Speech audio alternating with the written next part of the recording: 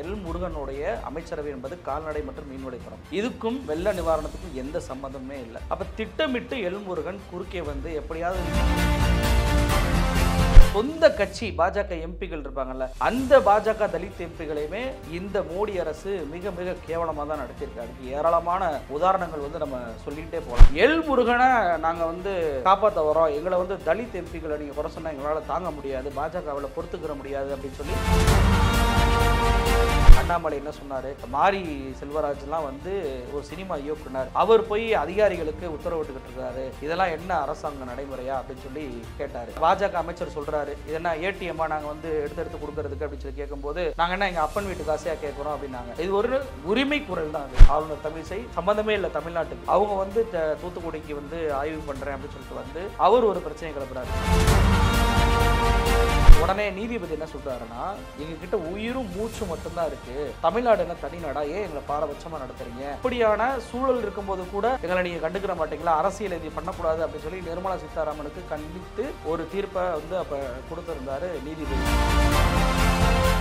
இது போன்று அரசியல் சார்ந்து எக்ஸ்க்ளூசிவான வீடியோக்களை தொடர்ந்து காண ஆகாயம் வாய்ஸ் சேனலை சப்ஸ்கிரைப் பண்ணுங்க. ஆகாயம் வாய்ஸ் நேயர்களுக்கு வணக்கம். இன்றைக்கு நம்மோடு நேர்காணலுக்காக ஊடகவியலாளர் ஒப்பீனியன் தமிழ் யாசீர் அவர்கள் நம்மோடு இணைந்திருக்கிறார். அவரோடு பேசலாம். வணக்கம். வணக்கம். நாடாளுமன்ற பட்ஜெட் இடைக்கால கூட்டத்தொடர் நடைபெற்று வருது. நேற்று டிஆர் பாலு அவர்கள் பேசும்போது எல் முருகன் அவர்கள் குறுக்கிட்ட உடனே யூஆர் அன்ஃபிட், நீங்கள் வந்து தகுதியற்றவர் இந்த எம்பி பதவிக்கு அப்படின்னு சொன்ன உடனே பாஜக எம்பிகள்லாம் இங்கே எப்படி ஒரு தலித் எம்பியை வந்து நீங்கள் தகுதியற்றவர் சொல்லலாம் அப்படின்னு ஒரு ஆவேசமாக நாடாளுமன்றத்திலே பேசுகிறத நீங்களும் பார்த்துருப்பீங்க. உண்மையிலே என்ன நடந்ததுங்க? எப்போதெல்லாம் தமிழ்நாடு அரசு வெள்ள நிவாரண நிதியை கேட்குறோமோ அப்போல்லாம் பாஜக வந்து ஏதாவது ஒரு விஷயத்தை சொல்லி திசை திருப்பக்கூடிய வேலையை தான் செஞ்சுட்டு வர்றாங்க. அந்த வகையில் தான் நேற்றைக்கு டிஆர் பாலு அவர்கள் பேசும்போது எல் முருகன் அவர்களை ஏவி அவரை வந்து தலித்துகளுக்கு எதிராக திமுக பேசிருச்சு அப்படின்னு சொல்லி ஒரு குற்றச்சாட்டை வச்சு நிவாரண நிதி விஷயத்தை திசை திருப்பியிருக்காங்க பாஜக அப்படின்னு தான் நான் சொல்லுவேன். ஏன்னா நீங்கள் இந்த வீடியோவை தெளிவாக பார்த்தீங்கன்னா தெரியும். அதில் டிஆர் பாலு அவர்கள் பேசிக்கிட்டு இருக்கிறாரு, வெள்ள நிவாரண நிதி கொடுங்க, சென்னையிலையும் வெள்ளம் வந்திருக்கு, தென் மாவட்டத்திலையும் வெள்ளம் வந்திருக்கு, எந்த ஒரு ரூபா கூட எங்களுக்கு நீங்கள் கொடுக்காம இருக்கீங்க அப்படின்னு சொல்லி தமிழ்நாட்டுடைய உரிமையை கேட்டுக்கிட்டு இருக்காரு. நல்லா கவனிக்கணும், இந்த பாஜகவுடைய இந்த 10 ஆண்டு கால ஆட்சியில் கொஸ்டின் அவர் நடக்கிறதே பெரிய விஷயம். அதிலும் ஒரு தமிழ்நாட்டுடைய எம்பிக்கு ஒரு கேள்வி கேட்பதற்கு ஒரு நேரம் கொடுக்கப்பட்டிருக்கு அப்படின்றதே ஒரு பெரிய விஷயமா இருக்கும்போது, அந்த நேரத்தையும் தமிழ்நாட்டு மக்களுடைய உரிமைக்காக திமுகவுடைய எம்பியான டிஆர் பாலு அவர்கள் கேட்கிறாரு. அதை எல் முருகன் அவர்கள் குறுக்கிட்டு அந்த கேள்வியவே இன்னைக்கு அவை குறிப்பிலிருந்து எழுப்பக்கூட அளவுக்கு பிரச்சனையை கிளப்பியிருக்காரு அப்படின்னே சொல்லலாம். அந்த வீடியோவில் டிஆர் பாலு அவர்கள் நிதியை கேட்டுக்கொண்டிருக்கும் போதே எல் முருகன் அவர்கள் எந்திரிச்சு கூச்சல் குழப்பத்தை செய்கிறார். அப்போ எல் முருகனோட எடுத்த உடனே நீங்கள் வந்து ஒரு அன்ஃபிட்டு, நீங்கள் எம்பி ஆகிறதுக்கு தகுதி இல்லை, மினிஸ்டர் ஆவதற்கு தகுதி இல்லை அப்படின்னு சொல்லவே இல்லை. முதல்ல என்ன சொல்கிறாரு அப்படின்னா, நான் பேசிக்கிட்டு இருக்கும்போது குறுக்கிடாதீங்க அப்படின்னு சொல்கிறாரு. அதற்கப்புறம் சபாநாயகர்கிட்ட முறையிடுறாரு, என்ன வேறு நான் பேசும்போது குறுக்கிட்டுக்கிட்டே இருக்காரு, நீங்கள் சொல்லுங்கள், அவர்கிட்ட உட்கார சொல்லுங்கள் அப்படி சொல்லும்போது கூட சபாநாயகர் எதுவுமே சொல்லலை. தொடர்ச்சியாக எல் முருகன் பேசிக்கொண்டே இருக்கும்போது அப்போ தான் வந்து டிஆர் பாலு என்ன சொல்கிறார் அப்படின்னா, நீங்கள் வந்து ஒரு எம்பியாக இருப்பதற்கு ஒரு அன்ஃபிட்டாக இருக்கிறீங்க, தகுதி இல்லை உங்களுக்கு, ஒரு மினிஸ்டராக ரெஸ்பாண்ட் பண்ணுறதுக்கு உங்களுக்கு தகுதி இல்லை அப்படின்னு சொன்ன உடனே வந்து பாஜகவுடைய எம்பிக்கெல்லாம் எதிர்த்து நீங்கள் வந்து தலித் எம்பியை கொச்சப்படுத்துறீங்க, அவர் தலித் என்பதற்காக நீங்கள் அன்ஃபிட்டுன்னு சொல்கிறீங்க, ஒட்டுமொத்த தலித் சமூகத்தையுமே நீங்கள் வந்து அசிங்கப்படுத்திட்டீங்க அப்படின்லாம் சொல்ல ஆரம்பிச்சிட்டாங்க. இதை சொன்னதில் மெயினாக யாருன்னு பார்த்தோம் அப்படின்னா பாஜகவுடைய எம்பியான பிரகலாத் ஜோஷி அப்படின்ற ஒரு அமைச்சர். இவர் யார், இவருக்கு வந்து தலித் மக்களுக்கு குரல் கொடுக்குவதற்கு இவருக்கு என்ன யோகிதை இருக்குது அப்படின்னு சொல்லி தேடி பார்த்தா காங்கிரஸ் கட்சியுடைய தலைவராக இருக்கக்கூடிய மல்லிகார்ஜுன கார்கே, இவரை இந்த பிரகலாத் ஜோஷி, அதாவது எல் முருகனுக்கு ஆதரவாக தலித் மக்களுக்காக குரல் கொடுக்கக்கூடிய பிரகலாத் ஜோஷி என்ன சொல்கிறாரு அப்படின்னா, மல்லிகார்ஜுன கார்கேவை பார்த்துட்டு இன்றைக்கி தான் உங்களுக்கு அறிவு வந்துச்சா அப்படின்னு சொல்லி ஒரு கேள்வியை கேட்டார். அது மட்டும் கிடையாது, இன்னொரு பாஜக அமைச்சர் அர்ஜுன் ராம் மெஹ்வால், அவர் என்ன சொல்கிறார் அப்படின்னா, நீங்கள் உடனே மன்னிப்பு கேட்கணும், நீங்கள் பேசுனதை திரும்ப வாங்கிக்கிறணும், பாஜகவை பொறுத்த வரைக்கும் தலித் எம்பியாக இருக்கட்டும் அல்லது தலித் மக்களாக இருக்கட்டும், நீங்கள் வந்து அவங்கள கொச்சையாக பேசுனீங்க அப்படின்னா எங்களால் தாங்கிக்கிற முடியாது அப்படின்னு சொல்லி சொன்னார். இப்படி பேசக்கூடிய இந்த அர்ஜுன் ராம் மெஹ்வால் இவருடைய யோகிதை என்ன அப்படின்னு சொல்லி பார்த்தா, இவர் வந்து ராஜஸ்தானை சேர்ந்தவர். அதே ராஜஸ்தானை சேர்ந்த பாஜகவுடைய எம்எல்ஏவாக இருக்கக்கூடிய கைலாஷ் மெஹ்வால், இவர் இந்த அர்ஜுன் ராம் மெஹ்வாலை பார்த்து என்ன தெரியுமா சொன்னார், இவர் தான் இருக்கிறதுலே 1 நம்பர் ஊழல்வாதி, இவரை உடனடியாக ஒன்றிய அமைச்சரவை பதவியிலிருந்து நீக்கணும் அப்படின்னு சொல்லி இந்தியா கூட்டணி கட்சி தலைவர்களோ அல்லது காங்கிரஸ் எம்எல்ஏக்களோ யாருமே சொல்லலை. சொன்னது யாருன்னு கேட்டிங்க அப்படின்னா சொந்த பாஜகவுடைய எம்எல்ஏ. இப்படி குறை சொன்னது காங்கிரஸ் கட்சியுடைய எம்எல்ஏக்களோ இந்தியா கூட்டணி கட்சிகளுடைய எம்எல்ஏக்களோ கிடையாது. சொந்த பாஜக கட்சியுடைய எம்எல்ஏவாக இருக்கக்கூடிய ராஜஸ்தானுடைய பாஜக எம்எல்ஏ தான் இந்த குற்றச்சாட்டை சொன்னார். அப்போ இவர்களுடைய பின்னணியை இப்படி வச்சுக்கிட்டு இன்னைக்கு வந்து தலித்துகளுக்கு நாங்கள் ஆதரவாக நிற்கிறோம், தலித் எம்பிகளுக்கு ஆதரவாக நிற்கிறோம் அப்படின்னு சொல்லி குரல் கொடுக்க வராங்க. இதில் இன்னொரு மிக முக்கியமான ஒரு விஷயத்தை நம்ம கவனிக்கணும். என்ன அப்படின்னா, இந்த விவாதம் என்பதே வெள்ள நிவாரண நிதியை வைத்துக்கொண்டு நடக்கக்கூடிய விவாதம். ஒன்று, இந்த விவாதத்துக்கு பதிலளிக்கக்கூடிய அமைச்சர், அதாவது கேள்வி எம்பி கேட்பார், பதிலை வந்து அமைச்சர் கூறுவார். அப்படி பதிலளிக்கக்கூடிய அமைச்சர் ஒன்று ஒன்றிய உள்துறை அமைச்சராக இருப்பார், இல்லைனா இணையமைச்சராக இருப்பார். அது நிதி சம்பந்தமாக எடுத்துக்கிட்டால் கூட நிதியமைச்சர் அல்லது ஒன்றிய இணை நிதியமைச்சர் வந்து பதில் சொல்லலாம். ஆனால் எல் முருகன் இதுங்க என்ன ரோல் ப்ளே பண்ணார்? ஏன்னா எல் முருகனுடைய அமைச்சரவை என்பது கால்நடை மற்றும் மீன்வளத்துறை. இதுக்கும் வெள்ள நிவாரணத்துக்கும் எந்த சம்மந்தமே இல்லை. அப்போ திட்டமிட்டு எல் முருகன் குறுக்கே வந்து எப்படியாவது இந்த வெள்ள நிவாரண நிதி விஷயத்தை பாராளுமன்றத்தில் திமுக பதிவு பண்ணிட்டாங்க அப்படின்னா தமிழ்நாட்டில் நம்ம அம்பலப்பட்டு போயிடுவோம். ஒட்டுமொத்த தமிழர்களுமே பாராளுமன்றத்தில் கேட்டு கூட இவர்கள் இதற்கு எந்த ஒரு ரெஸ்பாண்டுமே பண்ணலை என்ற ஒரு பிம்பம் ஏற்பட்டு விடும் என்பதற்காக திட்டமிட்டு திசை திருப்ப வேண்டும் என்பதற்காக தான் இந்த எல் முருகன் இப்படி பேசியிருக்காரு அப்படின்னு சொல்லலாம். டிஆர் பாலு அவர்கள் வந்து தமிழக மக்களுக்காக தான் பேசுறாரு. இப்போ எல் முருகன் அவர்கள் கூட தமிழ்நாட்டை சேர்ந்தவர் தான் இல்லையா? அப்போ தமிழக மக்களோட அவருக்கு பாஜகவோட ஊழலை வந்து அம்பலப்படுத்திடக்கூடாது அப்படிங்கிறதா ஒரு முக்கியமான இதாக இருக்குது. இதுக்கு ஒரு எளிமையான உதாரணம் சொல்லணும் அப்படின்னா, சில நாட்களுக்கு முன்பு பார்த்தீங்கன்னா ஆவினில் வந்து எடை குறைஞ்சிருச்சு, ஆவினில் வந்து சத்து குறைஞ்சிருக்கு அப்படின்லாம் தொடர்ச்சியாக பாஜகவினர் பிரச்சாரம் பண்ணாங்க. அதோடைய பின்னணி என்னன்னு சொல்லி கொஞ்ச நாள் கழிச்சு அண்ணாமலை ஒரு வாக்குமூலம் கொடுத்தாரு. என்ன வாக்குமூலம் கொடுத்தாரு அப்படின்னா, ஆவின் வந்து ஒரு கூட்டுறவு நிறுவனமே கிடையாது, ஆனால் அமுல பாருங்க அதுதான் கூட்டுறவு நிறுவனம் அப்படின்னு சொல்லி சொந்த தமிழ்நாட்டில் இருக்கக்கூடிய ஒரு ஆவின் நிறுவனம், இங்கே இருக்கக்கூடிய விவசாயிகளை காப்பாற்றக்கூடிய அந்த ஆவின் நிறுவனத்தை விட குஜராத்தை சேர்ந்த அமுல் நிறுவனத்தை தூக்கி பிடிக்கிற வேலை தான் அண்ணாமலை அன்னைக்கு செஞ்சார். அதே போல தான் இந்த எல் முருகனுமே தமிழ்நாட்டுடைய வெள்ள நிவாரண நிதி கிடைச்சா தமிழ்நாட்டு மக்களுக்கு தான் நல்லது, ஆனால் அந்த சமயத்தில் கூட நான் பாஜக பக்கம் தான் நிற்பேன் அப்படின்னு சொல்லிட்டு எல் முருகன் இப்போ வெட்ட வெளிச்சமாக இருக்கார் அப்படின்னு சொல்கிறான். இன்னொரு விஷயம், இந்த பாஜக உறுப்பினர்கள் என்ன சொல்கிறாங்கன்னா, திமுக வந்து தலித்துகளோட எம்பியை வந்து குறை சொல்கிறாங்க, தலித்துகளுக்கு எதிராக பேசியிருக்கிறாங்கன்றாங்க. உண்மையிலேயே தலித்துகளுக்கு எதிரான கட்சி வந்து பாஜக தான், திமுக கிடையாது. இத்தனைக்கும் தலித்து மக்களுக்கு எதிரான நடந்த சம்பவங்கள்லாம் விட்டுருங்க, பாஜக ஆட்சியில் தலித்து மக்களுக்கு நிறைய சம்பவங்கள் அவங்க எதிராக நடந்திருக்கிறாங்க. ஆனால் சொந்த கட்சி பாஜக எம்பிகள் இருப்பாங்கல்ல, அந்த பாஜக தலித் எம்பிகளையுமே இந்த மோடி அரசு மிக மிக கேவலமாக தான் நடத்தியிருக்கு. அதுக்கு ஏராளமான உதாரணங்கள் வந்து நம்ம சொல்லிக்கிட்டே போகலாம். உதாரணத்துக்கு பார்த்தீங்கன்னா, ஏப்ரல் 2018 அப்போ வந்து 4 பாஜக தலித் எம்பிகள் உத்தரப்பிரதேச முதலமைச்சர் மீது, யோகி ஆதித்யநாத் மீது ஒரு பகீர் குற்றச்சாட்டு வைக்கிறாங்க. எங்களை வந்து நாங்கள் தலித் என்பதற்காகவே மிக கேவலமாக இந்த யோகி ஆதித்யநாத் எங்களை நடத்துகிறார் அப்படின்ற குற்றச்சாட்டை வச்சாங்க. அதே மாதம் ஏப்ரல் 2018 வந்து பார்த்தீங்கன்னா, டெல்லியுடைய எம்பியாக இருக்கக்கூடியவர் உதித் ராஜ், அவர் என்ன சொல்கிறார் அப்படின்னா, பாஜக அரசு எஸ்சி எஸ்டியுடைய ஆக்டுடைய அதை டைலூஷன் பண்ண பார்க்குறாங்க, அதை வந்து ஒரு செல்லத்தக்கு இல்லாத ஒரு வலுவான சட்டமாக இல்லாமல் மாற்றுறதுக்காக முயற்சிகளை பண்ணுறாங்க அப்படின்ற ஒரு குற்றச்சாட்டை வச்சார். இப்படி எல்லாம் குற்றச்சாட்டுகளை பாஜகவுடைய தலித் எம்பிக்கள் வச்சு கொண்டிருக்கும் போது நம்ம மோடி என்ன தெரியுமா சொன்னார்? அதே மாதத்திலேயே சொல்கிறார் மோடி, அதாவது அம்பேத்கருடைய பிறந்தநாள் வருது, பாஜகவுடைய எம்பிக்கள் அனைவருமே தலித்துகளுடைய வில்லேஜில் போய் தங்குங்க அப்படின்ற ஒரு வசனத்தை தான் அங்கே பிரதமர் மோடி பேசுகிறார். அதாவது சொந்த பாஜக கட்சியுடைய தலித் எம்பிக்கள் வந்து குற்றச்சாட்டுகளை அடுக்கிறாங்க. அந்த குற்றச்சாட்டுக்கு ஒரு தலைவராக ஒரு பிரதமராக பொறுப்பேற்று, ஏன்னா எம்பிக்களுக்கெல்லாம் வந்து தலைவர் பிரதமர் தான், அந்த பிரதமர் ஒரு பதிலை கொடுக்காமல் எல்லா எம்பிக்களும் போய் தலித் கிராமத்தில் போய் தாங்க. இவங்க என்னன்னா தலித் வீட்டில் போய் சாப்பாடு வச்சு சாப்பிட்டா அது ஒரு புரட்சி, அதான் ஒரு சமூக நீதி அப்படின்னு சொல்லி சொல்கிறாங்க. ஆனால் உண்மையிலே இவங்க என்ன தெரியுமா பண்ணியிருக்காங்க? மோடியுடைய ஆட்சி 2014 பிரதமர் மோடி வந்து பதவியேற்கிறார், அவரோட நிறைய அமைச்சர்கள் பதவியேற்கிறாங்க. அந்த அமைச்சரவையில் கூட ஒரு தலித்துக்கு கூட அன்றைய தினம் வந்து அமைச்சரவையில் மோடி வந்து இடம் கொடுக்கவே இல்லை.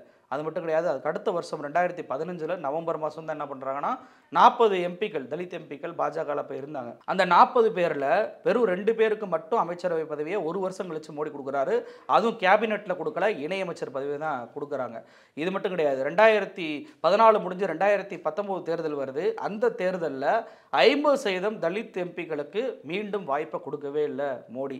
அது மட்டும் கிடையாது, இப்போ சமீபத்தில் 2023 கர்நாடகாவை சேர்ந்த பாஜகவோட எம்பியான ஜகாஜி நகி, ரமேஷ் ஜகாஜினகி அவர் பேர். அவர் என்ன சொல்றாரு அப்படின்னா, பாஜகவுல ஒரு தலித் எம்பியால முன்னேறவே முடியாது. இங்க இருக்கக்கூடிய சூழல் பாஜகவினர் வந்து எங்கள முன்னேறவே விட மாட்டாங்க. கட்சியிலயும் சரி, அல்லது எங்களுடைய பொருளாதார அளவும் சரி, சமூக ரீதியிலும் சரி எங்கள முன்னேறவே விட மாட்டாங்க அப்படின்னு சொல்லி சொன்னாங்க. அதே கர்நாடகாவிலேயே இப்ப சமீபத்தில பிரதாப் சிம்ஹாவுடைய மைசூர் எம்பி அவரை தலித் மக்கள் இங்க தலித் விரோதி அப்படின்னு சொல்லி விரட்டி அடிச்சாங்க. இப்படி சொந்த கட்சியில் இருக்கக்கூடிய பாஜகவுடைய தலித் எம்பிக்களையே வந்து பிரதமர் மோடியாக இருக்கட்டும் அல்லது பாஜகவினராக இருக்கட்டும் ரொம்ப மோசமாக தரக்குறைவாக நடத்திட்டு எல் முருகனை நாங்கள் வந்து காப்பாற்ற வரோம், எங்களை வந்து தலித் எம்பிக்களை நீங்கள் குறை சொன்னால் எங்களால் தாங்க முடியாது, பாஜகவில் பொறுத்துக்கிற முடியாது அப்படின்னு சொல்லி ஒரு போலியான இரட்டை வேடத்தை நடத்தியிருக்காங்க அப்படின்னு சொல்லலாம்.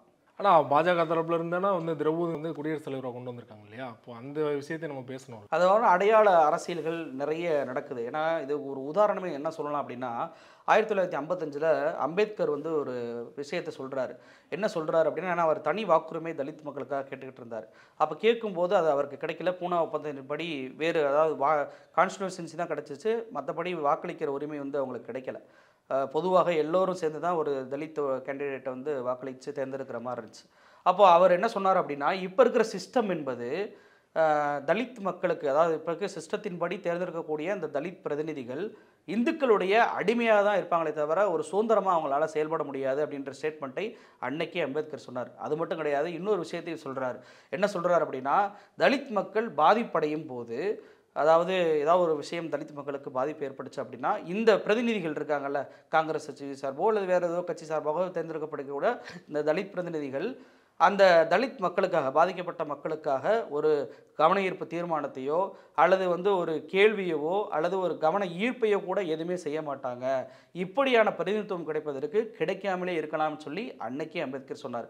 அன்னைக்கு அம்பேத்கர் சொன்னது இன்றைக்கு திரௌபதி முர்மு ஆகட்டும், எல் முருகனாக இருக்கட்டும், இவங்களுக்கெல்லாம் பொருந்தி போகுதுன்னே சொல்லலாம். அப்போ ஒரு அடையாளத்திற்கு பேருக்குடைய ஒரு அரசியலை கொடுத்து விட்டு, ஆனால் நீங்கள் நல்லா கவனிச்சினா தெரியும், திரௌபதி முர்மு அவர்கள் ராமர் கோயிலுக்கும் அழைக்கப்படவில்லை. அதே போல் முதல்ல வந்து புதிய நாடாளுமன்றம் திறக்கப்படும் போதும் அவர் தான் வர வேண்டும், அவரையும் அங்கே அழைக்கப்படவே இல்லை.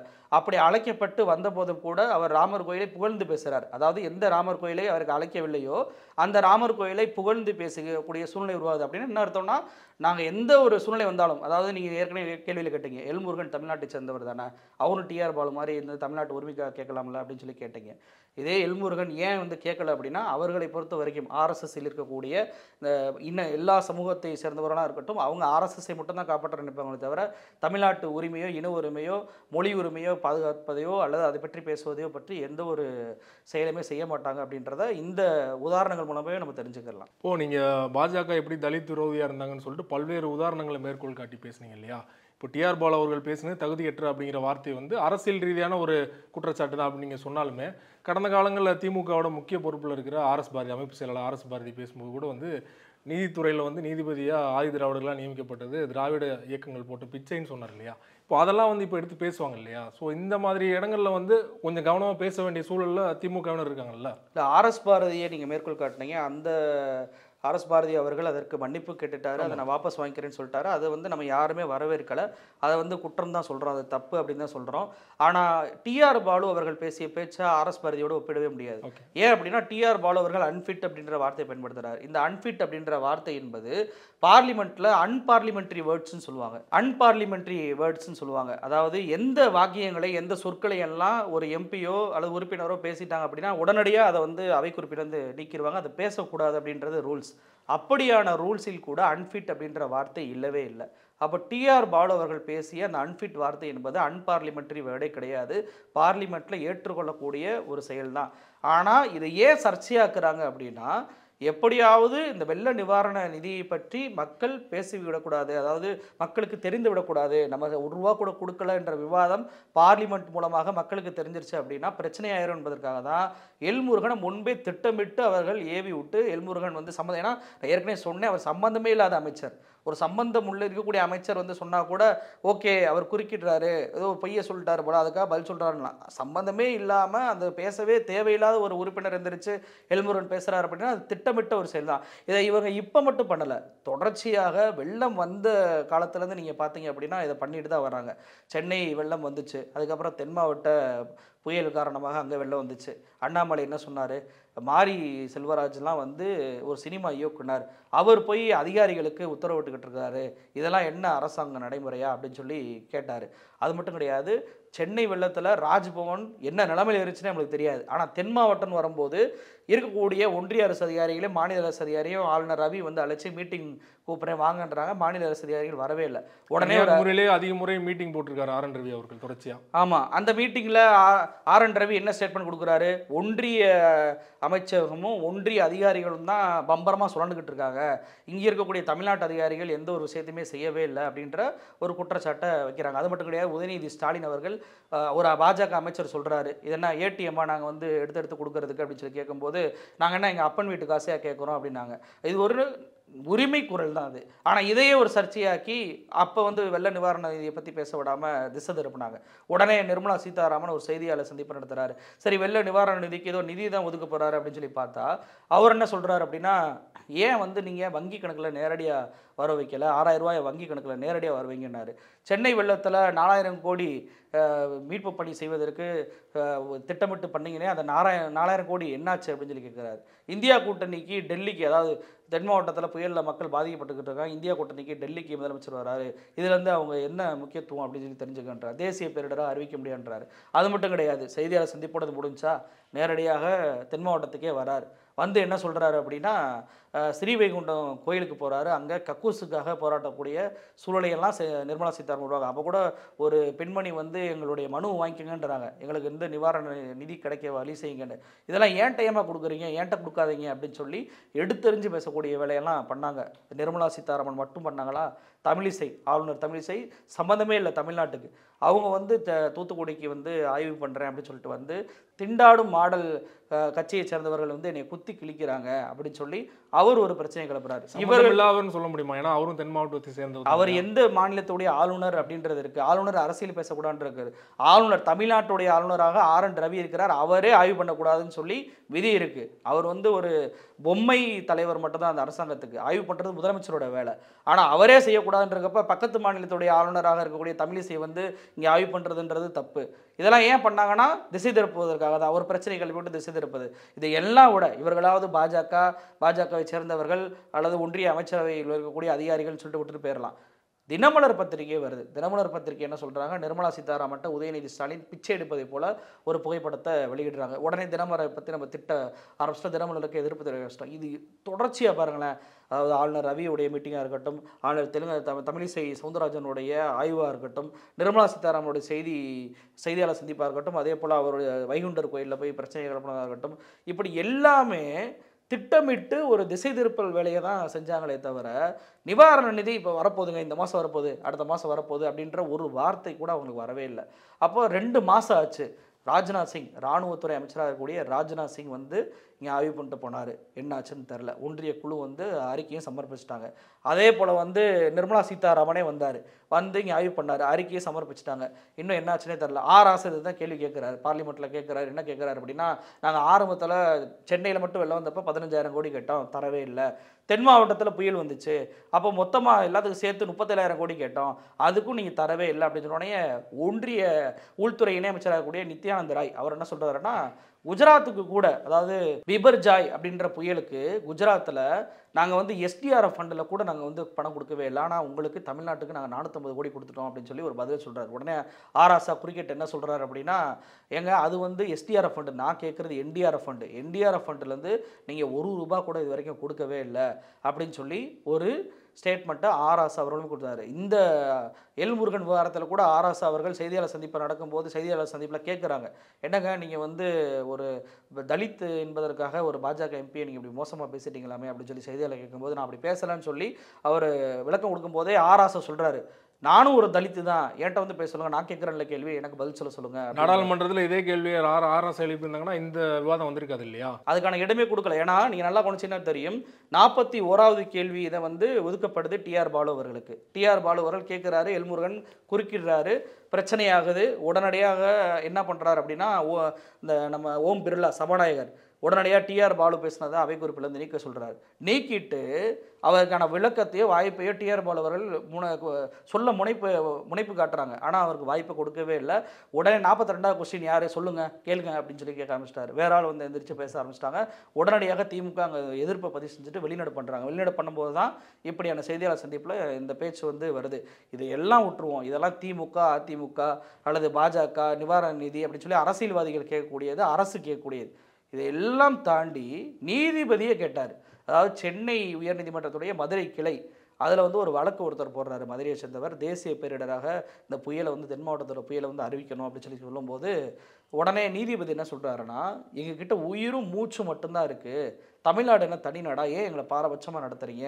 யார் சுவாமிநாதனா இல்லை வேற நீதிபதி அவர் என்ன சொல்கிறாருன்னா, எங்களை ஏன் பாரபட்சமாக நடத்துறீங்க, நிவாரண நிதி நீங்கள் கொடுக்க வேண்டியது தானே, கொடுத்துரு, ஏன் இப்படியான சூழல் இருக்கும்போது கூட எங்களை நீங்கள் கண்டுக்கிற மாட்டீங்களா, அரசியல் இது பண்ணக்கூடாது அப்படின்னு சொல்லி நிர்மலா சீதாராமனுக்கு கண்டித்து ஒரு தீர்ப்பை வந்து அப்போ கொடுத்துருந்தாரு நீதிபதி. அப்போது இங்கே அரசுகளை தாண்டி நீதிபதியே கேட்கக்கூடிய அளவுக்கு சூழல் வந்தும் கூட ஒன்றிய பாஜக அரசு இது வரைக்கும் ₹1 கூட கொடுக்க மாட்டேன் அப்படின்றாங்க. நீங்கள் ஏற்கனவே நான் சொன்ன மாதிரி ஒன்றிய இணை அமைச்சர், உள்துறை இணையமைச்சர் நித்யானந்த ராய் சொல்கிறாரு, குஜராத்துக்கு புயல் வந்தப்போ நான் கொடுக்கல, எஸ்டிஆர்எஃப் ஃபண்டில் கூட கொடுக்கல அப்படின்னு சொல்லி சொன்னார்ல. ஆனால் உண்மையிலே 2021 ஒரு புயல் குஜராத்தில் வருது. அந்த புயல் வந்த உடனே பிரதமர் மோடி ஹெலிகாப்டர் எடுத்துகிட்டு போய் பார்வையிடுறாரு. பார்வையிட்டு அந்த மணி நேரத்திலேயே வந்து என்ன பண்ணுறாருன்னா, என்டிஆர் ஃபண்ட்லேருந்து குஜராத்துக்கு நான் 1000 கோடி ஒதுக்குறேன் அப்படின்னு சொல்லி அறிவிப்பு பண்ணார். இங்கே தமிழ்நாட்டுக்கு புயல் வந்தப்போ வந்து பார்வையிடவும் வரல, நிவாரண நிதியும் தரல. இன்று வரை 2 மாதம் கழித்து நம்ம போராடி கடைசி பட்ஜெட் இதுதான் பாஜகவுக்கு. அந்த சூழ்நிலையை கூட கேட்குறோம். அதுக்கு கூட பதில் சொல்ல விடாமல் ஒரு எம்பியை ஏவி தடுத்து நிறுத்தியதோடு அவை குறிப்பிலிருந்து நீக்க வைத்ததோடு தலித்துக்கு எதிராக இவங்க பேசிட்டாங்கன்ற ஒரு பிரச்சனையை கிளப்புறாங்க. அப்படின்னா எந்த அளவுக்கு பாஜக தமிழ்நாட்டை வஞ்சிக்கிறது அப்படின்றத இதில் நம்ம தெரிஞ்சுக்கலாம். ரைட். நீங்கள் பேசும்போது சொன்னீங்க தொடர்ச்சியாக வந்து பாஜக சென்னையில் நடந்த வெள்ளத்தில் ஆளுநர் ஆர் என் ரவி எதுவுமே பண்ணல. ஆனால் சவுத்தில் நடந்த வெள்ளத்தில் பார்த்தீங்கன்னா ஆர் என் ரவி தொடர்ச்சியாக போகிறாரு. அதுக்கப்புறம் தமிழிசை சவுந்தரராஜன் போகிறாரு, நிர்மலா சீதாராமன் நேரடியாக போகிறாங்க, அங்கே விவாதமாகுது. இப்படி தொடர்ச்சியாக சவுத்தை வந்து டார்கெட் பண்ணுறதுக்கு நோக்கம் என்ன பாஜக? ஏன்னா நேற்று கூட பார்த்தீங்கன்னா கன்னியாகுமரி விவேகானந்தர் சிலை பக்கத்திலே வந்து ஒரு அயோத்தி ராமர் கொடியை வச்சுருந்தாங்க. அதுக்கப்புறமா தமிழ்நாடு அரசு அதை அகற்றிட்டாங்க. என்ன காரணம் அவங்க சவுத்தை வந்து டார்கெட் பண்ணுறதுக்கு? சமீபத்தில் உள்ளாட்சி தேர்தல் நடந்துச்சு. அதில் வந்து பாஜக அண்ணாமலை என்ன சொன்னார் அப்படின்னா, நாங்கள் தான் 3வது பெரிய கட்சி அப்படின்னு சொல்லி சொன்னார். தனித்து நின்று இவ்வளோ இடங்களை ஜெயிச்சிருக்கோம் அப்படின்னு சொல்லிட்டு. பாஜக ஜெயிச்சதில் 90% இடங்கள் கன்னியாகுமரி மாவட்டத்திலேருந்து மட்டும்தான் வந்திருக்கு. அப்போ கன்னியாகுமரி, நாகர்கோவில் போன்ற இடங்களில் வந்து பாஜக கொஞ்சம் வலுவாக இருக்கக்கூடிய கட்சியாக அவர்கள் நினைக்கிறாங்க. இப்போ எப்படி கோயம்புத்தூரில் நாங்கள் வலுவாக இருக்கிறோம், கொங்கு மண்டலத்தில் எங்களுக்கு ஒரு பெல்ட் இருக்குது அப்படின்னு சொல்லி பாஜக பிரச்சாரம் பண்ணுறாங்களோ, அதே போல் கன்னியாகுமரியிலையும் சரி, நாகர்கோவிலையும் சரி, திருநெல்வேலி, ஏன்னா திருநெல்வேலியில் தான் அவங்களுக்கு ஒரு எம்எல்ஏ இருக்கிறாங்க. இதற்கு முன்பு கன்னியாகுமரியில் தான் வந்து எம்பி ஆச்சாங்க, நாகர்கோவிலையும் ஒரு எம்எல்ஏ இருக்கிறாங்க. அப்போ இப்படியான மக்களை எப்படியாவது திமுக அரசுக்கு எதிராக திருப்பிட்டோம்னா மறுபடியும் நம்ம நின்று ஒரு ஜெயிச்சிடலாம், நிறைய எம்பி சீட்டுகளில் வந்து நம்ம வந்து நிறைய வாக்குகளை வாங்க முடியலாம் அப்படின்றக்காண்டி தான் அந்த பிளான். அதாவது நீங்கள் நல்லா கவனிச்சிங்கன்னா தெரியும், நிவாரண நிதி என்பது மிகப்பெரிய வேலை. நீங்கள் ஒரு வீடியோ காட்சினா பார்த்தீங்கன்னா தென் மாவட்டத்தில் இவ்வளவு வெள்ளத்தை நாங்கள் பார்த்ததே கிடையாதுன்னு சொல்லி ஒன்றிய புவிசார் அறிவியல் துறையுடைய ஒரு ஆலோசகரே சொல்கிறாரு. இப்படியான காயல்பட்டத்தில் பெஞ்ச மழையை நான் வந்து வாழ்நாளில் பார்த்ததில்லை அப்படின்றாரு. அப்போ ஒரு வீடியோவில் நம்ம பார்த்தோம், ஒரு வீடே இடிஞ்சு விழுகுது. அந்த அளவுக்கு மக்கள் இங்கே சேதத்தை சந்திச்சிருக்காங்க. மிகப்பெரிய பாதிப்பு. அதையெல்லாம் அரசு வந்து ஒரு ₹6000 பணத்தினால சமாளிக்க முடியுமான்னு கேட்டால் முடியாது. அவங்களுக்கு மறுகட்டமைப்பு வீடு கட்டுவதற்கோ அல்லது அவங்க மறுகட்டமைப்பு செய்வதற்கோ அரசாங்கம் கூடுதலாக கடன் தொகையாவது கொடுக்க வேண்டும். அப்படியான கடன் தொகையோ அல்லது கூடுதல் நிதியோ கொடுக்கணும்னா அரசாங்கத்திட்ட பணம் இருக்கணும். அப்போ ஒன்றிய அரசு என்டிஆர்எஃப் ஃபண்ட்லேருந்து கொடுத்தாங்க அப்படின்னா அதை வைத்து இங்கே இருக்கக்கூடிய மக்களுக்கு வீடுகளை கட்டி கொடுக்கலாம், அவங்களுக்கான கடன் உதவியை செய்யலாம், எல்லாமே பண்ணலாம், பிஸ்னஸ் சரி பண்ணுறதுக்கு கடன்கள் கொடுக்கலாம். ஆனால் இதையெல்லாம் கொடுக்காமல் விட்டோம்னா என்னாகும், தமிழ்நாடு அரசு நிதி நிலைமை இல்லாமல் திவாலாகக்கூடிய நிலைமைக்கு போகும். அப்படி போகும்போது என்ன பண்ணுவாங்க அப்படின்னா ஆட்டோமேட்டிக்காக திமுக அரசு எதுவுமே பண்ணவே இல்லை மக்களுக்கு அப்படின்னு சொல்லி ஒரு பிரச்சாரத்தை ஏற்படுத்தி மக்களை திமுகவுக்கு எதிராக திருப்பிட்டோம் அப்படின்னா நம்ம ஈஸியாக ஓட்டு வாங்கிடலாம் அப்படின்றதான் ஒரு குறுகிய எண்ணம். ஒரு குறுகிய, அதாவது மக்கள் உயிரை கையில் பிடித்து கொண்டு நீதிபதி சொன்னது போல் உயிர் மூச்சு மட்டும்தான் இருக்குது அப்படின்ற சூழ்நிலையில் கூட அரசியல் ஆதாயம் அதில் தான் ஓட்டு கிடைக்காதா அப்படின்ற தேடுற கட்சி தான் இந்த பாஜக. அதனால தான் தென் மாவட்டத்தை குறிவித்து பண்ணாங்க. நீங்கள் கேட்டிங்கல்ல ஏன் சென்னையில் பண்ணலை, ஏன் தென் மாவட்டத்தை பண்ணுறாங்கன்னா சென்னையில் அவங்களுக்கு ஓட் பேஸே எதுவுமே கிடையாது. அப்போ தென் மாவட்டத்தில் ஓட் பேஸ் இருக்குது அப்படின்னா இன்னும் கூடுதல் ஓட் பேஸை உருவாக்குறதுக்காக தான். அதே போல் குறிப்பாக பட்ஜெட்லேயும் சரி வரி பகிர்வுலையும் சரி தென்னிந்தியா வந்து பாஜக புறக்கணிக்குது, வஞ்சிக்குது அப்படிங்கிற குற்றச்சாட்டு தொடர்ச்சியாக எழுந்துகிட்டு இருக்குது இல்லையா? போன கவர்மெண்ட்டில் இருந்த தெலுங்கானா முதல்வர் கூட வந்து வெளிப்படையாக பேனர்லாம் வச்சுருந்தார், பட்ஜெட்டில் வந்து எங்களுக்கு 0 தான் கிடைச்சது, எவ்வளோ நிதி கிடைச்சதுன்னு கேட்டதுக்கு. இப்போ நேற்று பார்த்தீங்கன்னா சித்தராமையா அவர்கள் தலைமையில் ஒரு போராட்டம் நடந்திருக்குது. இந்த பக்கம் கேரளாவில் பினராயி விஜயன் அவர்கள் நாளைக்கு போராட்டத்தை அனௌன்ஸ் பண்ணியிருக்காரு. இன்றைக்கு தயாநிதி மாறன் திமுக எம்பி பேசும்போது கூட இதே கருத்து தான் வலியுறுத்தியிருக்காரு இல்லையா? இது எப்படி பார்க்குறீங்க? தொடர்ச்சியாக தென்னிந்தியா தம்மை வந்து வஞ்சித்து விட்டது, அதாவது நான் சொல்கிறது பாஜகவை வஞ்சித்து விட்டது என்று தேசிய தலைமை நம்புகிறாங்க. ஏன்னா துடைத்து எறிந்துட்டாங்க பாஜகவை. பாண்டிச்சேரியில் மட்டும்தான் கூட்டணி ஆட்சியில் இருக்கிறாங்க. அப்போ இப்படியாக நம்மளை துடைத்து எறிந்து விட்ட பிறகு அந்த தென்னிந்தியாவுக்கு ஒரு பாடத்தை நம்ம புகட்டணும் அப்படின்றதுக்காக இப்படி பண்ணுறாங்களா என்ற கேள்வி இருக்குது. ஏன்னா இங்கே இருக்கக்கூடிய மாநிலங்கள் தான் நிதியை அதிகமாக கொடுக்குது. ஏன்னா முதல்ல வந்து மக்கள் தொகை வந்து கட்டுப்படுத்துங்க அப்படின்னு சொல்லி இந்தியாவில் ஒரு சட்டத்தை கொண்டு வரும்போது தென்னிந்திய மாநிலங்கள் அதை பின்பற்றுறாங்க, மக்கள் தொகையை கட்டுப்படுத்துகிறாங்க. கட்டுப்படுத்தியதோட விளைவு நம்ம இன்னொரு பக்கம் இன்றைக்கி என்ன சந்திக்கிறோம் அப்படின்னா, தொகுதி மறுவரை பண்ணாங்க அப்படின்னா 800 சீட்டுகள் ஆயிரும். 800 சீட்டில் உத்தரப்பிரதேசமும் பீகாரும் சேர்ந்தால் மட்டும் 214 சீட்டு 240 சீட்டு வந்துடும். இது ஒட்டுமொத்தமாக தென்னிந்தியாவை சேர்த்தா கூட 170 சீட்டு தான் வரும். அப்போ 2 மாநிலத்தில் அளவு கொடுக்கக்கூடிய எம்பி சீட்டு கூட தென் மாநிலத்துக்கு இருக்காது. தென் மாநிலத்தோட குரலே இல்லாமல் போயிடும்ன்ற சூழ்நிலையெல்லாம் இருக்க தான் செய்யுது. அப்படிப்பட்ட சூழ்நிலையில் தான் தென் மாநிலங்கள் அதிகமான நிதியை கொடுக்குறாங்க. அவங்களுக்கு திருப்பி கொடுக்கக்கூடிய வரி பகிர்வு, அதாவது நான் பட்ஜெட்டை சொல்லலை, வரி பகிர்வுன்னு ஒன்று இருக்குது, பட்ஜெட்டில் ஒதுக்குறதுன்னு இருக்குது. அப்போ பட்ஜெட்லேயும் நீங்கள் ஒதுக்க மாட்டேறீங்க, வரி பங்கீடையும் கொடுக்க மாட்டேறீங்கன்னா இந்த தென்னிந்திய மக்களுடைய ஓட்டு எங்களுக்கு தேவையில்லை அப்படின்னு சொல்லி பாஜக வெளிப்படையாக ஒரு ஸ்டேட்மெண்ட் கொடுக்குறாங்கன்றதான் இதை நம்ம புரிஞ்சுக்கிற முடியும். ஏன்னா இன்றைக்கி மிக தெளிவாக சித்தாராமையா முதலமைச்சர், கர்நாடக முதலமைச்சர், பட்ஜெட்டில் எங்களுக்கு எந்த ஒரு நிதியுமே கொடுக்கல, வரி பங்கீடுமே கொடுக்க மாட்டுறாங்கன்ற ஒரு போராட்டத்தை இன்றைக்கி டெல்லியில் நடத்திருக்கிறாரு. சவுத் டேக்ஸ் மூவ்மெண்ட் அப்படின்ற அதுக்கு பேர் வச்சுருக்கிறாங்க. நம்மளுடைய ஒன்றிய நிதியமைச்சரான நிர்மலா சீதாராமன் கர்நாடகத்தில் இருந்து தான் அவர் வந்து எம்பியாக தேர்ந்தெடுக்கப்பட்டிருக்கார் ராஜ்யசபாவுக்கு. அப்போ நீங்கள் கர்நாடகத்திலிருந்து தானே நீங்கள் பிரதிநிதித்துவம் ஆகிருக்கிறீங்க, கர்நாடக மக்களுக்காக நீங்கள் இந்த போராட்டத்தில் வந்து கலந்துக்கணும் அப்படின்னு சொல்லி ஒரு அழைப்பை சித்தாராமையா சொன்னார்ல. குறைந்தபட்சம் நான் நிதியை வந்து ஒழுங்காக கொடுத்துக்கிட்டு இருக்கோம். தமிழ்நாட்டில் வந்து ஒரு மேடையில் கூட நிர்மலா சீதாராமன் சொன்னாங்க, நாங்கள் வந்து அவங்க தமிழ்நாடு கொடுக்குறத விட அதிகமாக நாங்கள் செஞ்சுக்கிட்டு இருக்கோம் அப்படின்னு சொல்லிட்டு ஒரு பொய்யான தகவலை சொன்னாங்களே. அப்படிப்பட்ட ஒரு பொய்யான தகவலை கூட இன்றைக்கி நிர்மலா சீதாராமன் ஒரு ஸ்டேட்மெண்ட்டாக கொடுக்கவே இல்லை. இன்னைக்கு கர்நாடகாவே கொந்தளிக்கக்கூடிய சூழ்நிலை வருது. இது எந்த அளவுக்கு போகுது அப்படின்னா, கர்நாடகாவுடைய துணை முதலமைச்சராக கூடிய சிவகுமார் அவருடைய சகோதரர் என்ன சொல்கிறாங்க, ஆனால் இப்படியான சூழ்நிலை போச்சுன்னா தென்னிந்தியாவை அவங்களுக்கு தனியாக பிரித்து கொடுத்துருங்க அப்படின்னு சொல்லி சொல்கிறாங்க. உடனே கோவப்பட்டு பாஜக அவர் வீட்டின் முன்பு போராட்டத்தை ஆர்ப்பாட்டத்தெல்லாம் பண்ணுறாங்க. இந்த கோபம் என்பது ஏன் வரணும்? நாங்கள் நிதியை கொடுக்குறோம், இருந்தாங்க ஏங்க இப்படி பேசுகிறீங்க, இந்தாங்க நிதிங்க அப்படின்னு சொல்லி கொடுத்துட்டாங்க அப்படின்னா இந்த பிரச்சனை எழுவதற்கு வாய்ப்பு இல்லையே. நீங்கள் சொன்ன கேரளாவும் போராடுது அப்படின்னு. பட்ஜெட், அதாவது கர்நாடகாவது பட்ஜெட்டில் பிரச்சனை, கேரளாவில் ஒப்பீடு போட்டிருந்தாங்க. ஒட்டுமொத்த தென்னிந்தியாவிற்கே 2 லட்சம் கோடி தான், ஆனால் உத்தரப்பிரதேசத்துக்கு மட்டும் 2 லட்சம் கோடி ஒதுக்கி. ஆமாம், இத்தனைக்கும் உத்தரப்பிரதேசம் வளர்ந்து விட்டது, தமிழ்நாட்டை விட வளர்ந்து விட்டதுன்னு அண்ணாமலை சொல்கிறாரு. ஆனால் இன்னமும் ஏன் உத்தரப்பிரதேசத்துக்கு இவ்வளவு தொகையை கொடுத்துக்கிட்டு இருக்காங்க அப்படின்ற கேள்வி வந்து இப்போ பொதுமக்களுக்கு எல்லாம் இல்லை. நீங்கள் இன்னொரு விஷயத்தையும் சொன்னீங்க, இந்த கேரளா அப்படின்னு சொல்லி. கேரளாவுடைய சிஎம் நாளைக்கு வந்து டெல்லி ஜந்தர் மந்தரில் ஒரு போராட்டத்தை பண்ண போகிறாரு. போராட்டத்திற்கு முன்பு கேரளா ஹவுஸ் எப்படி தமிழ்நாட்டுக்கு இல்லம் டெல்லியில் இருக்கும், அதே போல் கேரளாவுடைய இல்லத்திலிருந்து ஜந்தர் மந்தர் வரைக்கும் ஒரு போராட்டத்தை வந்து பண்ணுறாங்க. அந்த பேரணி நடத்துகிறாங்க. அந்த பேரணியில் இந்தியா கூட்டணி கட்சி தலைவர்களுக்கும் அழைப்பு விடப்பட்டிருக்கு. திமுகவின் சார்பாகவும் பிரதிநிதிகளுக்கு பங்கேற்க போகிறாங்க. அப்போ அந்த பேரணி முடிஞ்சு அங்கே ஒரு போராட்டத்தை நாளைக்கு சிஎம் பண்ணுறாங்க.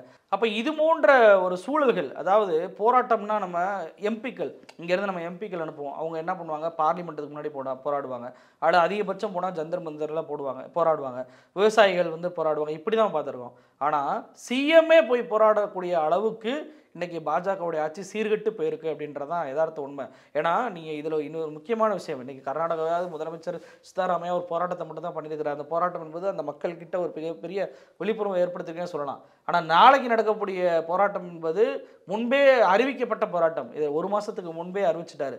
வரி பங்கீடே கொடுக்கல. அதாவது கர்நாடகா பட்ஜெட்டு, ஆனால் கேரளாவுக்கு வரி பங்கீடே கொடுக்கல. அதாவது நமக்கு மாதம் கட்டக்கூடிய ஜிஎஸ்டியிலேருந்து எல்லா பணத்தையும் வாங்கி கொண்டு திரும்ப கொடுக்கக்கூடிய தொகை என்பது கம்மியாக இருக்குது அப்படின்றதான் கேரளாவோட முதலமைச்சருடைய குற்றச்சாட்டு. அதாவது கேரளாவை நீங்கள் எடுத்துட்டிங்கன்னா 2018 வெள்ளம் வந்துச்சு, 2017 வெள்ளம் வந்துச்சு, அதே போல் வந்து 2019-20 கொரோனா வந்துச்சு. இப்படி தொடர்ச்சியாக 4 வருடங்கள் பேரிடர் அவங்க சந்திச்சாங்க. அப்போ கூட நம்ம செய்தியிலலாம் படிச்சிருப்போம், ஹெலிகாப்டர் மூலமாக உணவுலாம் அவங்க கொடுத்தாங்க. அந்த ஹெலிகாப்டர் கூட வாடகையை ஒன்றிய நிதியமைச்சரான நிர்மலா சீதாராமன் வந்து வாங்கிட்டாங்க. அப்போது வந்து பாதுகாப்புத்துறை அமைச்சராக இருந்தாங்கன்னு நினைக்கிறேன். அவங்க வாங்கிட்டாங்க அப்படின்ற செய்தியெல்லாம் நம்ம பார்த்தோம். அந்த அளவுக்கு குறுகிய மனப்பான்மையுடன் ஒரு மாநிலம் திவாலாகனா நம்மளுக்கு நல்லது, அதுலேருந்து அரசியல் சூழ்நிலை நம்ம எப்படி நான் சொன்ன தென் மாவட்டத்தில் எப்படியாவது திமுகவுக்கு எதிராக மக்களை திருப்பி நம்ம ஓட்டு வாங்கிடலான்ற ஒரு எண்ணம் போலவே கேரளாவிலையும் அப்படிப்பட்ட செயல் திட்டத்தை தான் அவங்க செயல்படுத்தி வந்தாங்க. ஆனால் அதை முறிவெடுக்கும் விதமாக கேரள முதலமைச்சர் பினராயி விஜயன் நாளைக்கு போராட்டத்தை பண்ணுவதோடு இன்னொரு விஷயத்தையும் சேர்த்து பண்ணுறாரு. நாளைக்கு சாயந்தரம் 4 மணிலேருந்து 7 மணி வரைக்கும் எப்படி போராட்டம் டெல்லியில் நடக்கிறதோ இங்கே கேரளாவிலுமே ஒவ்வொரு வீடாக, ஒரு வீடே விடக்கூடாது, ஒவ்வொரு வீடாக கேரளா எப்படி வஞ்சிக்கப்படுகிறது, ஒன்றிய அரசு எப்படியெல்லாம் கேரளாவுக்கு நிதியை வரி பங்கீடு சரியாக தருவதில்லை அப்படின்றத எக்ஸ்பிளைன் பண்ணுங்க. ஒரு வீடை கூட விட்டுறாதீங்க, ஒவ்வொரு வீட்லேயும் போய் எக்ஸ்பிளைன் பண்ணுங்க அப்படின்ற ஒரு திட்டத்தையும் செயல்படுத்தியிருக்காரு. அது மிகப்பெரிய திட்டம். ஏன்னா வெறும் போராட்டம் ஆர்ப்பாட்டத்தோடு மட்டும் இல்லாமல் ஒன்றிய அரசுடைய முகத்திரையை நான் எந்த அரசியலுக்காக பாஜக இப்படியான விஷயத்தை செய்கிறதோ, இப்படியாக பழிவாங்கலை செய்கிறதோ, அரசை பழிவாங்க வேண்டும், கட்சியை பழிவாங்க வேண்டும், அதன் மூலமாக ஆட்சிக்கு வர வேண்டும் என்று எப்படி நினைக்கிறாங்களோ, ஆனால் இதை தாண்டி மக்கள் பாதிக்கப்படுகிறார்கள் என்ற ஒரு சிந்தனையை அங்கே இருக்கக்கூடிய பினராயி விஜயன் ஏற்படுத்துகிறார். இது கேரளா. தமிழ்நாட்டுக்கு வந்தோம்னா இன்றைக்கி தயாநிதி மாறன் அவர்கள் பேசுவார். ஏற்கனவே டிஆர் பாலுவாக இருக்கட்டும் அல்லது ஆராசாவாக இருக்கட்டும் நிவாரண நிதி கேட்டாங்க. இதே போல் தான் தமிழ்நாட்டுக்கும் வரி பங்கீடில் இந்த முறை கம்மியாக இருக்குது, பட்ஜெட்டுமே கம்மியாக தான் ஒதுக்கி இருக்கிறாங்க. அப்போ இதைத்தான் தயாநிதி மாறன் மிக தெளிவாக சொன்னாங்கன்னா, இந்தியா கூட்டணி வந்து திமுகவிடமிருந்து தொடர்ச்சியாக பாடத்தை கற்க வேண்டும் அப்படின்னு தான் சொல்லுவேன். ஏன்னா இது கடைசி பட்ஜெட் கூட்டத்தொடர். இது வந்து ஒரு மிகப்பெரிய ஒரு வாய்ப்பு அம்பலப்படுத்துவதற்கு. அப்போ இந்த வாய்ப்பை எப்படி பயன்படுத்துகிறாங்க திமுக எம்பிக்கள் அப்படின்றதான் மெயினாக அவர் பார்க்க வேண்டியது. தமிழ்நாட்டுடைய நிவாரண நிதி உரிமையும் கேட்குறாங்க. அதே சமயத்தில் பாஜக கொடுத்த வாக்குறுதிலாம் என்னாச்சு அப்படின்ற கேள்வியை கேட்குறாங்க. நீங்கள் தயாநிதி மாறன் மிக அழகாக கேட்குறாரு. 10 வருஷமாக நீங்கள் என்ன பண்ணீங்க, 2 கோடி வேலைவாய்ப்புகளை உருவாக்குன்னு சொன்னீங்க, எங்கே போச்சு? வெங்காயம் விலை ஏறும்போது வெங்காயம் நான் சாப்பிட மாட்டேன்னு சொன்னாங்களே, அந்த நிதியமைச்சர் எங்கே அப்படின்னு சொல்லி கேட்குறாங்க. 10 வருஷமாக நீங்கள் வடை தான் சுட்டுக்கிட்டு இருக்கீங்க, ஒரு வாக்குறுதி நீங்கள் நிறைவேற்றவே இல்லை. இதெல்லாம் என்ன ஆகும் அப்படின்னா, இந்த பட்ஜெட் கூட்டத்தொடர் மூலமாகவே நீங்கள் வந்து எதுவுமே பண்ணவே இல்லை மக்களுக்கு அப்படின்றத மாட்டு மக்கள் அனைவருக்குமே தெல்ல தெளிவாக வெளிப்படையாக எடுத்துக்கக்கூடிய வேலையை நீங்கள் தயாநிதி மாறன் இந்தியா கூட்டணி, ஒட்டுமொத்த இந்தியா கூட்டணிக்குமே சார்பாகவே அதை பேசிட்டார் அப்படின்னு தான் பார்க்கணும். ஒட்டுமொத்தமாக இந்த பார்லிமெண்ட் வந்து பாஜக அம்பலப்பட்டு போய் நிற்கிறது. எதுக்கு இந்தியா கூட்டணியிடம் இல்லை, ஒட்டுமொத்த தேச மக்களிடம் அம்பலப்பட்டு போயிருக்கு அப்படின்னு தான் நான் சொல்லுவேன். ரைட், நீங்கள் சொன்னது மாதிரி வந்து கேரளாவில் வந்து வீடு வீடாக வந்து பாஜக இப்படி வஞ்சிக்குது கேரளா மக்கள் அப்படின்னு எடுத்துகிட்டு போகிறதா சொன்னாங்க இல்லையா? தொடர்ச்சியாக இந்தியா கூட்டணி மேலே வைக்கப்படுற குற்றச்சாட்டு என்னன்னா, நீங்கள் வந்து கூட்டணிக்குள்ளேயே வந்து நிறைய பிரச்சனைகள் போயிட்டுருக்கு. நீங்கள் பாஜகவுக்கு எதிரான சரியான வியூகம் அமைக்கலன்னா இது பாஜகவுக்கு தான் லாபம் அமையும் போது மீண்டும் வந்து 2024 மோடி தான் வரப்போகிறாரு. இப்போ தென்னிந்தியாவில் வந்து நிறைய விஷயங்கள் முன்னெடுக்கிறாங்க. ஆனால் வந்து நார்த்தில் பார்த்தீங்கன்னா அப்படியான ஒரு எதிர்ப்பு மனநிலை வந்து இருக்குதா? மக்கள்கிட்ட இருந்தாலுமே வந்து அதை ஒருங்கிணைக்கிற கூட்டணி தலைவர்கள்லாம் இருக்காங்கன்னு நினைக்கிறீங்களா? அந்த இடத்துல எந்த இடத்துல வந்து அவங்க வந்து தொய்வடைகிறாங்கன்னு நினைக்கிறீங்க? நீங்கள் சமீபத்தில் பீகாரில் நிதிஷ்குமாரை வந்து இழுத்தாங்க பாஜக. அங்கே வந்து இந்தியா கூட்டணி இந்த கூட்டணியை உடைச்சு பாஜக கூட்டணியில் இன்றைக்கி நிதிஷ்குமார் ஆட்சியில் அமைச்சிட்டார். நிதிஷ்குமார் இல்லை என்றாலும் பீகாரில் பாஜக அங்கே ஜெயிக்கக்கூடிய சூழ்நிலை இருந்துச்சு. அதாவது ஜெயிக்கணும்னா அது பாதி சீட்டாவது ஜெயிப்பாங்க, ஒரு 20 சீட்டாவது அங்கே ஜெயிக்கக்கூடிய சூழ்நிலை இருந்துச்சு. ஆனாலும் ஏன் நிதிஷ்குமாரை அவங்க உடைக்கிறாங்க இழுக்கிறாங்க அப்படின்னா, நிதிஷ்குமாரை இழுப்பதன் மூலமாக இந்தியா கூட்டணி உடைந்து விட்டது என்ற ஒரு பிம்பத்தை ஏற்படுத்த வேண்டும். அங்கே இருக்கக்கூடிய மக்களுக்கு ஒரு நம்பிக்கை இல்லாத ஒரு விஷயத்தை உருவாக்கிட்டோம் அப்படின்னா இந்தியா கூட்டணி யாருமே நம்பாமல் போயிடுவாங்கன்ற ஒரு சுயநலத்துக்கார, அதாவது என்னுடைய பர்ஸில் இருக்கக்கூடிய பணம் காலியானாலும் பரவாயில்ல, அவன்கிட்ட வந்து பணம் இருக்க மாதிரி காமிக்கக்கூடாதுன்ற ஒரு திட்டத்தின் அடிப்படையில் தான் நிதிஷ்குமாரை வந்து இழுத்தது. இன்னொரு விஷயம், மேற்கு வங்கத்துடைய மம்தா பானர்ஜி நான் தனித்தே வந்து தொகடிச்சிருவேன், எனக்கு யாருமே தேவையில்லை அப்படின்னு சொல்லி அறிவிச்சாங்க. இதே போல தான் கம்யூனிஸ்ட் கட்சி அங்கே வந்து வென்ற பிறகு கம்யூனிஸ்ட் கட்சி கொடி கூட ஏற்ற அளவுக்கு ஒடுக்குமுறையை வந்து மம்தா பானர்ஜி வந்து பண்ணாங்க. இன்றைக்கி நிலைமை என்ன இருக்குது, எதிர்கட்சியாக பாஜக வந்து மேலே வந்துருச்சு. இன்றைக்கி ஜெய் ஸ்ரீராம்ன்ற எங்கள் இடத்துல போனாலுமே ஒரு கோஷத்தை எழுப்பக்கூடிய சூழ்நிலையை பாஜக ஒன்று செஞ்சுக்கிட்டு இருக்கிறாங்க. இந்த மம்தா பானர்ஜியாக இருக்கட்டும் அல்லது இன்னும் இந்தியா கூட்டணி தலைவர்கள் வட இந்திய தலைவர்களுக்கு நான் சொல்லக்கூடிய ஒரு விஷயம் என்ன அப்படின்னா, சண்டிகர் மேயர் தேர்தலை பாருங்கள். சண்டிகர் மேயர் தேர்தலில் ஒரு சாதாரண ஒரு 36 பேர் வாக்களிக்கக்கூடிய ஒரு தேர்தல். அந்த தேர்தலில் நம்ம எல்லாம் என்ன நினைக்கிறோம், இவிஎம் வச்சு பாஜக வந்து மோசடி பண்ணிடுவோம் அப்படின்னு சொல்லி நினைக்கிறோம். வாக்குச்சீட்டில் நடந்த தேர்தல், அதையே வெளிப்படையாக சிசிடிவி இருக்குது, வீடியோ இருக்குது, நீதிபதி கேஸில் போனால் நீதிபதி பார்ப்பாங்கன்னு தெரியுது. எல்லாமே தெரிந்தும் நான் மோசடி பண்ணுவேன் அப்படின்னு சொல்லி ஒரு மோசடியை பண்ணுறாங்கன்னா எதுக்காக பண்ணுறாங்க? முதலமைச்சர் கூட சொன்னார், இந்தியா கூட்டணியை பார்த்து பயப்படுறதுனால தான் சண்டிகர் மேயர் தேர்தலை அவங்க நடத்தாமல் தள்ளி வச்சுக்கிட்டே இருக்கிறாங்க அப்படின்னு சொல்லி ஒரு குற்றச்சாட்டை வச்சாங்க. முதலமைச்சர் சொன்னதை போலவே சண்டிகர் தேர்தலில் ஏன் தள்ளி வச்சாங்க அப்படின்னா, அங்கே ஆம் ஆத்மியும் காங்கிரஸும் கூட்டணி அமைச்சிட்டாங்க. மொத்தம் 36 வாக்குகள், அதில் 20 வாக்குகள் இந்தியா கூட்டணிக்கு, 16 வாக்குகள் தான், அதாவது 14 வாக்குகள் பாஜகவுக்கு. அங்கே சண்டிகரை பொறுத்த வரைக்கும் ஹரியானா, பஞ்சாப் ரெண்டுக்குமே ஒரே தலைநகராக இருக்கக்கூடிய யூனியன் பிரதேசமாக இருக்கக்கூடிய அங்கே ஒரு எம்பியும் சேர்ந்து வாக்களிக்கலாம். அது பாஜக எம்பி தான், அவர் பாஜக தான் ஓட்டு போடுவார். எஸ்சிஏடி அந்த கட்சியும் பாஜக கூட்டணி இருக்கக்கூடிய கட்சி, அவங்களும் ஓட்டு போடுவாங்க. அப்போ 16 சீட்டு வந்து பாஜக கிடைக்குது, 12 சீட்டு தான் இந்தியா கூட்டணி கிடைக்குது 20 சீட்டில். அப்போ செல்லாத வாக்கு அப்படின்னு சொல்லி அந்த 8 வாக்குமே இந்தியா கூட்டணியுடைய வேட்பாளர்களுடைய அந்த கவுன்சிலருடைய வாக்குகளாக இருக்குது. என்ன கேட்குறேன், முதல் முறையாக அவர்கள் வந்து வாக்கு அளித்தாங்க அப்படின்னா ஏதாவது தப்பாக வாக்களிச்சிட்டாங்க அப்படின்னு சொல்லலாம். இதற்கு முன்பும் அவர்கள் கவுன்சிலராக இருந்தவங்க, இதுக்கு முன்பும் மேயர் தேர்தலில் ஓட்டு போட்டிருக்கிறாங்க. அப்போ ஓட்டு போட தெரிந்தவர்களுக்கே இந்த நிலைமையை பாஜக உருவாக்குது, இந்த கவுன்சிலருடைய அதிகாரத்தில் இருக்கக்கூடிய கவுன்சிலருடைய ஓட்டையை செல்லாதாக்குது அப்படின்னா எப்படியெல்லாம் இவர்கள் இந்த வரக்கூடிய தேர்தலை பண்ணுவாங்க அப்படின்றத மம்தா பானர்ஜி போன்றவர்கள் உணர்ந்தாங்க அப்படின்னா, நான் தனித்தே வந்து தோக்கடிச்சிருவேன் அப்படின்ற ஒரு தைரியத்தோட ஒரு அசால்ட்டான ஒரு ஸ்டேட்மெண்ட்டாக கொடுக்க மாட்டாங்க. ஏன்னா நீங்கள் சண்டிகர் தேர்தலில் ஒரு கவனிக்க வேண்டிய ஒரு முக்கியமான விஷயம் ஒன்று இருக்குது. என்ன அப்படின்னா, ஏன் வந்து அந்த தேர்தலில் இப்படி மோசடி பண்ணி ஜெயிக்கணும்னு நினைக்குது பாஜக? நம்ம கேட்கலாம். ஏன்னா ஒரு மேயர் தேர்தல், அந்த மேயர் தேர்தலில் தோற்று போனால் என்ன ஆக போகுது? ஏன்னா எத்தனையோ இடைத்தேர்தலில் எம்பி தேர்தலையும் சரி, எம்எல்ஏ தேர்தலையும் பாஜக தோக்குது. ஆனால் சட்டமன்றத்துலேயும் சரி, நாடாளுமன்றத்துலையும் ஜெயிச்சிடுறாங்க. அப்போ இந்த மேயர் தேர்தலை விட்டு கொடுக்குறதுனால பாஜகவுக்கு என்ன பிரச்சனை அப்படின்னு சொல்லி கேட்கலாம். இந்த மேயர் தேர்தலில் தான் முதல்ல இந்தியா கூட்டணி அக்ரிமெண்ட் போடுறாங்க, முறைப்படியான அக்ரிமெண்ட். இந்தியாவிலேயே இது வரைக்கும் கூட்டணி பேச்சுவார்த்தைகள் நடத்தியிருக்கலாம் எல்லா இடத்துலையும். ஆனால் முதன்முறையாக கூட்டணி பேசப்பட்ட அக்ரிமெண்ட் போடப்பட்டது இந்த சண்டிகர் மேயர் தேர்தலில் மட்டும்தான். அப்படிப்பட்ட தேர்தலில் இந்தியா கூட்டணியிடம் பாஜக தோற்றுவிட்டது அப்படின்ற ஒரு பேர் வந்து உருவாகிடக்கூடாது. இந்தியா கூட்டணியில் பாஜக தோற்றுருச்சு அப்படின்னா ஒட்டுமொத்த இந்தியா கூட்டணியும் பாஜகவை தோற்கக்கூடிய வல்லமை உடைய கட்சி அப்படின்ற ஒரு பிம்பம் ஏற்பட்டு விடும் என்பதற்காக தான் எந்த கோல்மால் பண்ணாலும் பரவாயில்ல, நம்ம இதில் ஜெயிக்கணும் அப்படின்றக்காக இன்றைக்கி கோல்மால் பண்ணி நீதிபதி சந்திரசூட் அவர்கள்ட்ட இன்றைக்கி மாட்டிக்கிட்டாங்க. மாட்டிக்கிட்டதுனால தான் இன்றைக்கி பஞ்சாபுடைய கவர்னரை வந்து அவங்க ராஜினாமா பண்ண வைக்கிறாங்க. ராஜினாமா பண்ண வச்சா வழக்குகளை தள்ளி நீட்டிச்சுட்டே போகலாம். ஏன்னா இன்றைக்கி வந்து பிம்பம் ஏற்படலைல்ல. அவங்களுடைய நோக்கம் என்னென்னா, நாளைக்கு வந்து மறுதேர்தல் நடத்துங்க அப்படின்னு சொல்லி சொன்னாலும் அதுக்கு ஓகே அப்படின்னு சொல்லி தான் பாஜக சொல்லும். இன்னைக்கு சூழ்நிலைக்கு என்ன, இன்னைக்கு சூழ்நிலைக்கு எல்லா மீடியாவும் என்ன சொன்னாங்க, முதல்ல கூட்டணி அமைச்ச இந்தியா கூட்டணி தோத்து போச்சு, பாஜக ஜெயிச்சிருச்சு அப்படின்னு சொல்லி தான் ஒட்டுமொத்த மீடியாக்களும் விளம்பரப்படுத்துனாங்க. அதுதான் இன்னைக்கு பாஜகவுக்கு தேவை. அப்போது இப்படியான சூழ்நிலை நிலவும் போது வட இந்தியாவில், ஏன்னா நீங்கள் கேரளாவை எடுத்துக்கோங்க, கர்நாடகா எடுத்துக்கோங்க, தெலுங்கானா எடுத்துக்கோங்க, ஆந்திராவை எடுத்துக்கோங்கன்னா யார் ஜெயித்தாலுமே ஆந்திராவை எப்படின்னு சொல்ல முடியாது. ஏன்னா யார் ஆளுங்கட்சியோ அவருக்கு தான் அவர் வாக்களிப்பார். அப்போ இங்கே தென்னிந்தியாவை பொறுத்த வரைக்கும் யார் வென்றாலுமே அது இந்தியா கூட்டணிக்கு தான் வரப்போகுது. அது வந்து எந்த ஒரு பிரச்சனையும் இல்லை. இங்கே பிஜேபி ஜெயிக்க போகிறதுக்கு வாய்ப்பே கிடையாது. இப்போ வட இந்தியாவில் ஜெயிக்கக்கூடிய வாய்ப்பு இருக்குது அப்படின்னா 3 பிரியும் போது தான் அவங்க வந்து ஜெயிக்கிறாங்க. உத்தரப்பிரதேசத்தில் மட்டும்தான் நம்மளுக்கு ஒரு நல்ல வாய்ப்பாக என்னென்னா, அங்கே வந்து கூட்டணி உடன்பாடு வந்து ஏற்பட்டிருக்கு காங்கிரஸுக்கு.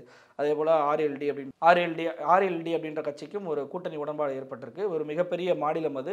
அந்த மாநிலத்தில் ஏற்பட்ட அந்த உடன்பாடு என்பது நமக்கு ஆறுதல் அளிக்கக்கூடிய விஷயமா இருக்குது. மேற்கு வங்கத்திலையும் அது போன்ற உடன்பாடு, மகாராஷ்டிராலையும் அது போன்ற உடன்பாடு, பஞ்சாப்லையும் வந்து உடன்பாடு, மத்திய பிரதேசம், ராஜஸ்தான், சத்தீஸ்கர் போன்ற மாநிலங்கள்லாம் இது உடன்பாடுகள் வந்துருச்சு அப்படின்னா ஆட்டோமேட்டிக்காக இந்தியா கூட்டணி தான் ஜெயிக்கும். அந்த பயத்தின் காரணமாக தான் இவங்க இந்தியா கூட்டணியோடைய அந்த பிம்பத்தை எப்படியா காலி பண்ணணும் அப்படின்றக்காண்டி தான் நீங்கள் வந்து நிதிஷ்குமார் இதாகட்டும், அதே சண்டிகர் தேர்தலாகட்டும், இன்றைக்கி பிரதமர் மோடி கூட என்ன சொல்கிறாரு, காங்கிரஸ் வந்து கடையை சாத்திட்டு போயிருங்க, நீங்கள் வந்து பார்வையாளர் மடத்தில் போய் உட்காருங்க அப்படின்ற பேச்சையெல்லாம் இன்றைக்கி மோடி ஏன் சொல்கிறார் அப்படின்னா, பிம்பத்தை உடைக்கிறதுக்காக இவர் வந்து முயற்சிகளை மேற்கொள்கிறாரு. அது ஏன் செய்கிறார் அப்படின்னா அவருக்கு பயம் வந்துருச்சு, அதனால் அந்த முயற்சியை செய்கிறாரு. அப்போ இந்த பயத்தை புரிந்து கொண்டு இந்தியா கூட்டணி கட்சி தலைவர்கள் செயல்பட்டாங்க அப்படின்னா வெற்றி வாய்ப்பு உங்களுக்கு எளிதாக இருக்கும் அப்படின்றதான் என்னுடைய பார்வையாக இருக்குது. நாடாளுமன்ற இடைக்கால கூட்டத்தொடர் 2024 நாடாளுமன்ற தேர்தல் தொடர்பாக பல்வேறு தகவல்களை எங்களோடு பகிர்ந்து கொண்டீங்க. ரொம்ப நன்றி. நன்றி.